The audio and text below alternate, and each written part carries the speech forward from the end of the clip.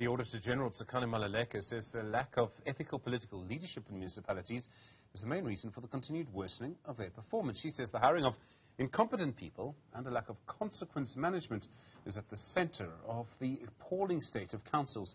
During the release of her latest municipal report last week, Maluleke said that only 42 out of our 257 councils received a clean audit. As long as the posture of the political leadership isn't one that's about ethical conduct, about building strong capacity and capability within a municipality, you're going to have weakening of the institution. And those choices are about whom they hire, whom they sanction when they do wrong, whom they reward when they do right or wrong. The culture that is set, that tone must be set right at the top of the political leadership. So I agree with you. Without a stable council that sets the right tone, you're not going to be able to build the capacity within a municipality. When we look on the other extreme, so some of the municipalities that are able to maintain clean audit outcomes year on year, they will vouch that their strength comes from political leadership and administrative leadership understanding their roles as distinct yet complementary.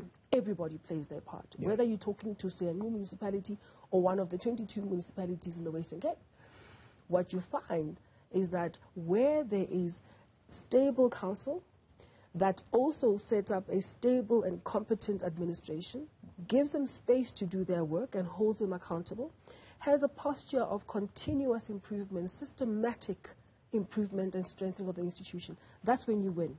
Anything short of that, you don't. Well, for more on this, we're joined now by Professor Tinash Chigwata, Head of Multilevel Government at the Dullah Omar Institute. Professor, good evening to you and thanks for your time. We all know how important procurement is, particularly when you're looking at dealing services. We know how important transparency is to procurement. Are councils and the way they manage procurement, is that properly transparent at the moment? Thank you, Steve, and good evening to your listeners. Let me just start before answering your question by acknowledging the contribution of our partners, International Budget Partnership South Africa, with whom we collaborated on this work. Going back to your question, unfortunately, the picture is not looking good. Our survey of 49 municipalities indicates that there's a culture, there's a lack of transparency in municipal procurement. And this culture permeates all categories of municipalities. So it is not just about your small and rural municipalities. Even your bigger cities, even the metros, there is that entrenched culture of lack of transparency where critical procurement information is not made publicly available on time. Is it a deliberate culture? Is it a culture that's just evolved over time? Did it just happen? Or do you think someone went about it deliberately? Yeah, I think it's to establish, I think, the source of this culture. I think it's quite a difficult question, and this is where our research, I think, is focused on over the next few years. But what we can say at the present moment is that there are municipalities where capacity is a big problem. So you will find out some of the 5 municipalities that we established that they don't have functional websites. These are usually your rural municipalities where IT skills, where even the issue of resources is a big concern. So in that case, I think capacity could be a major issue. But if you go to your well-resourced cities and bigger metros, capacity, I think we can't justify that on the basis of lack of capacity. And there we need to ask our questions whether there is enough political will and administrative will to make this information. Remember, the information that we are talking about is about how money that municipality raises is spent. And we need to ask those hard questions. Why is the information? Why are tender notices, tender specifications? Why are prices of contracts? Why is it the names of successful bidders are not made publicly available? And in those cases where they are made available, they are not made available on time. So what happens then when we don't have this transparency? What do we see? Do we see contracts for friends? Do we see straight corruption? Or do we see people doing their jobs?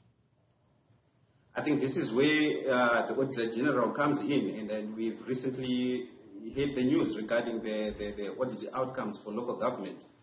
and the picture is quite sad. And the Auditor-General, I think she's doing a very important role. But she comes in at the end of the cycle when the money has already been spent, and she's looking at whether a municipality has spent the money according to its budget and the relevant policies. But what we are saying with this project in transparency, we are saying that we need to have a look at the money as when the municipality raises and when it spends it. So when a municipality advertises, that information should be made publicly available so that the citizens themselves can hold municipalities and those that get the contracts accountable, instead of waiting at the tail end and then see, okay, the money was diverted somewhere else. And if the information is not available, if we do not know who has been awarded a particular contract to deliver, for example, communal toilets in a community, how are we supposed to hold them accountable if they don't deliver? So it is quite important that these details, the procurement information that we are talking about, is made publicly available so that not only the national government, not only the provincial government, not only the Auditor-General, citizens themselves can begin to play an active role in holding municipalities and service providers accountable for delivery or lack of delivery of services. How do we force councils to be transparent? Changing a culture can be difficult to do. We can change structures. We can change the law. Everyone likes to change the law for everything, Professor. I don't know if it really makes a big difference. I mean, I think it also requires active citizens. It probably requires a combination of things. Yes, I think the last part that you just mentioned, active citizenry, I think this is where we are pushing it.